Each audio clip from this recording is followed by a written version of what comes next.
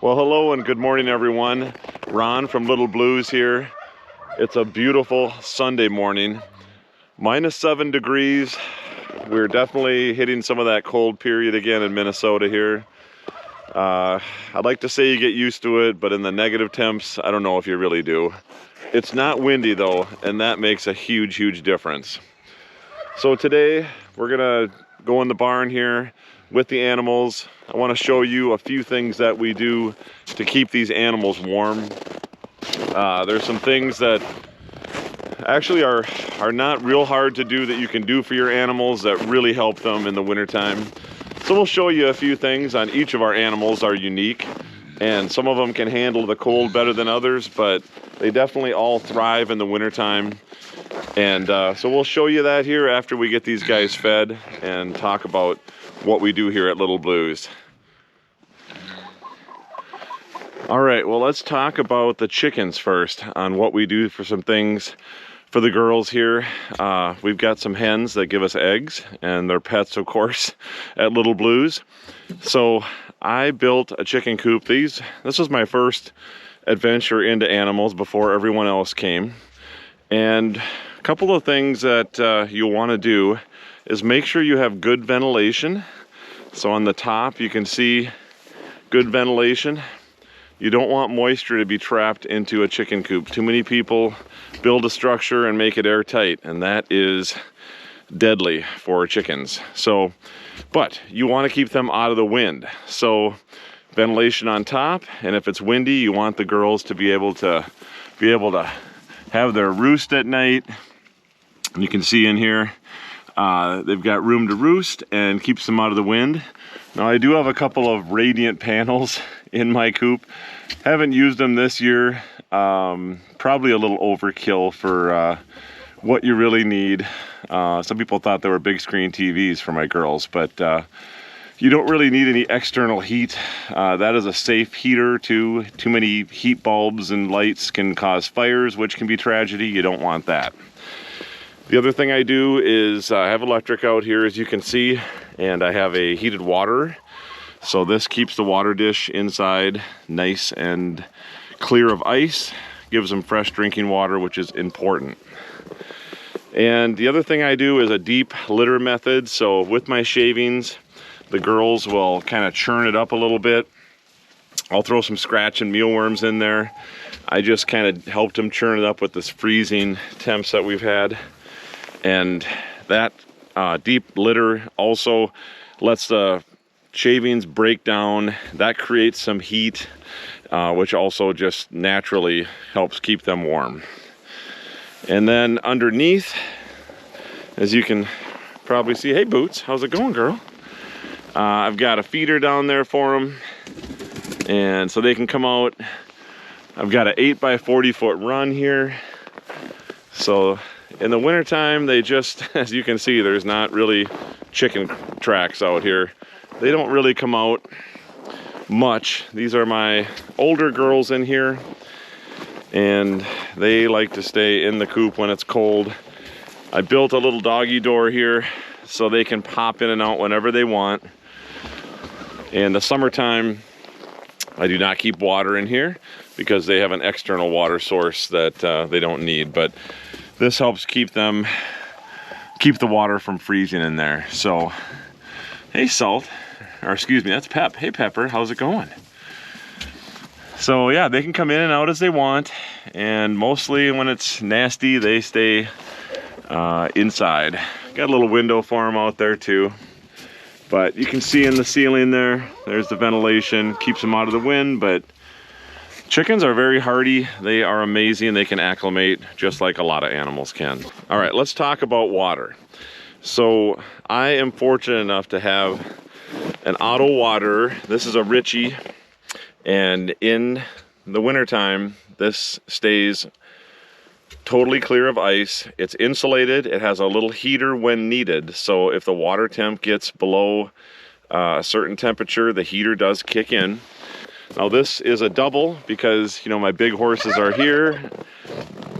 So it's got two sides, and you can see there's the back side for the big horses. So it works out pretty nice that way. One water helps keep both of my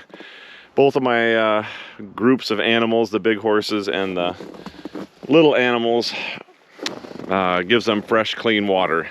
Before I had that, I had a big stock tank with an electric heater, and that was a lot harder to keep free of ice, especially in those minus temps.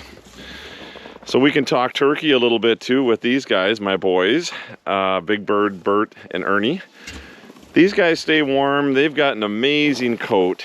They really do, underneath there. Not quite like a down coat with a duck, but they really feather in nicely. I've heard stories of people with turkeys that they will just roost in trees, up on top of their houses, on top of the barn, you name it. But my guys, I don't know if they're smarter than the average turkey, but they actually roost in the barn and stay nice and toasty. When it's been very, very cold, they actually will tuck their heads underneath their wing, and I'll try to grab a picture of that and show you guys what that looks like. But they like this side of the barn, and they will just roost. I gave them an area here that they can hop up here and roost. And this is just another chicken area that the barn chickens will use. And then I keep their feed dish over there so the goats and none of the other animals can get to it. But they will, they'll roost under the roof here. Gives them a nice open area though. They like to be able to see. And that's where these turkeys hang out. Now this is Little Red. She's one of my barn chickens. Getting a little sunlight this morning, aren't you? And she likes to roost up in my goat box area. Well, I should call it really a pig box. The pigs, I built this box for my kunekunes. This gives them an area to go into at night with straw, and they hunker down. A few of the goats will go in there with them, and then the goats will go on top here and cuddle on in. And little Miss Red over here, she likes to go right up there, and that's her little roost with the goats. I've got a couple of nesting boxes for my girls in the barn. So we have 5 chickens that have decided to keep the barn their home. And they stay nice and toasty in here as well. So we have our 3 cinnamons there. And also we have Goldie back there in the corner. And these girls have just chosen to hang out in the barn with the other animals. So we talked about the deep litter method in the chicken coop.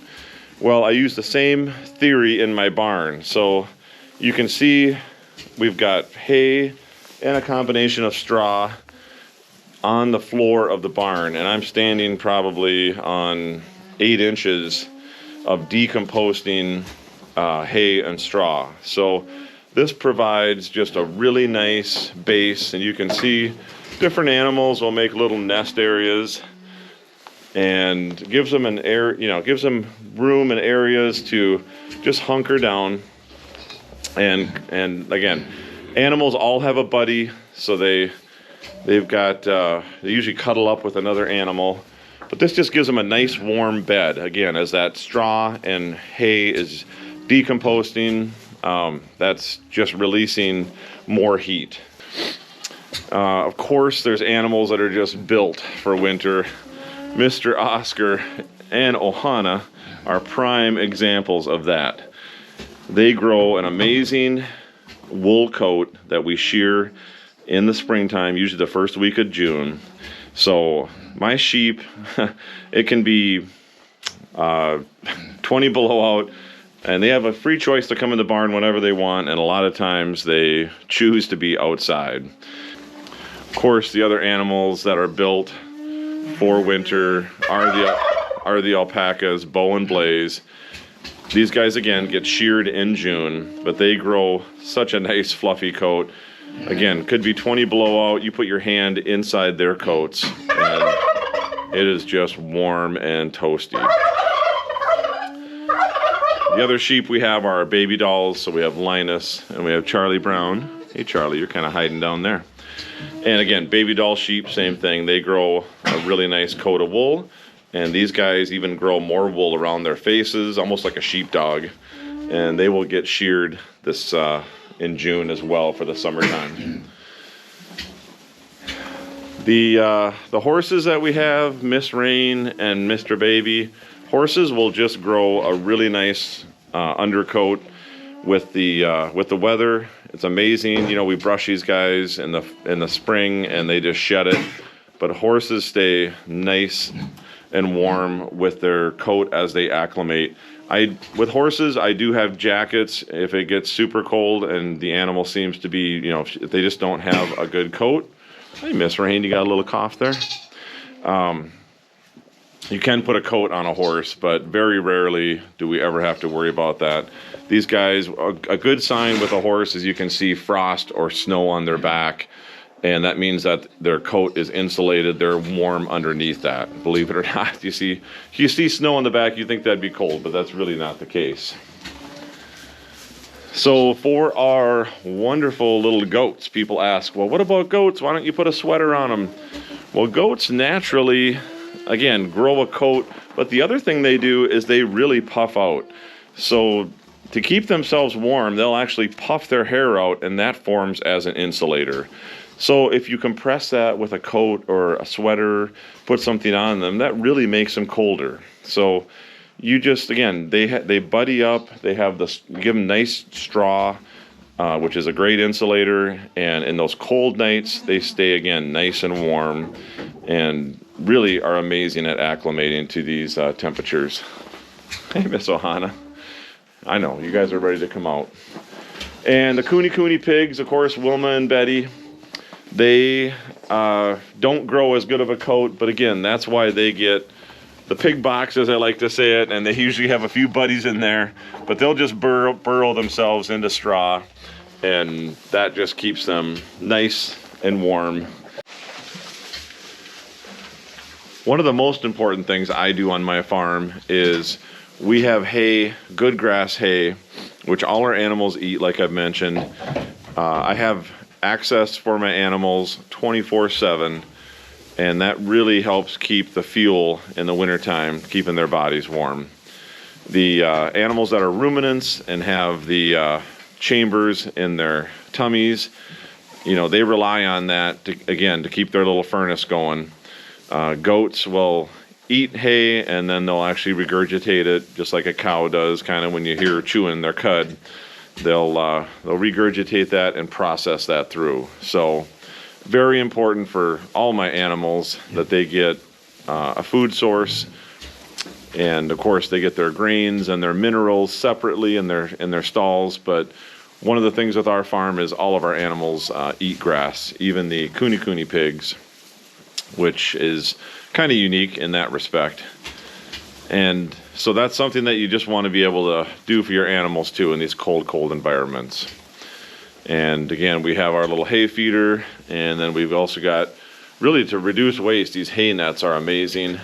I've got hay nets in the barn, and then I've got hay nets outside, so the animals can, again, find that hay wherever they want. Looks like Miss Betty here, my little kunekunes, she's getting some hay down there too. So you just want access for all these guys. So I wanted to share with you guys a couple things we do to help keep our animals warm and safe at Little Blues during the wintertime. A lot of people worry about them, but if you do a little bit of prep and give them the environment to keep themselves warm and happy, it's amazing what these guys can acclimate to. So thanks for watching, guys.